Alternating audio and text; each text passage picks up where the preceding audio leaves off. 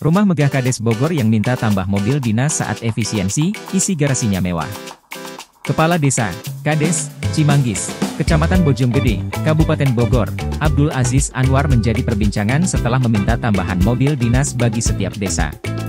Abdul Aziz Anwar merupakan Ketua Asosiasi Pemerintah Desa Seluruh Indonesia, APDESI, Kabupaten Bogor. 416 desa di Kabupaten Bogor sebenarnya sudah dibekali mobil dinas. Walau demikian, Abdul Aziz Anwar merasa iri dengan camat dan sekcam yang memiliki mobil baru. Ia meminta mobil Toyota Avanza sebagai mobil dinas tambahan di setiap desa. Aziz berdalih mobil tersebut akan digunakan untuk kepentingan warga. Padahal kini diketahui pemerintahan Presiden Prabowo Subianto sedang melakukan efisiensi anggaran. Abdul Aziz Anwar merupakan Kepala Desa Cimanggis, Kabupaten Bogor. Ia memiliki istri bernama Aprianti. Aziz terpilih tahun 2022 lalu. Tahun 2024 Abdul Aziz Anwar terpilih secara aklamasi sebagai Ketua APDESI Kabupaten Bogor sampai 2029 nanti. Dia merupakan lulusan SMA PGRI 4 Bogor.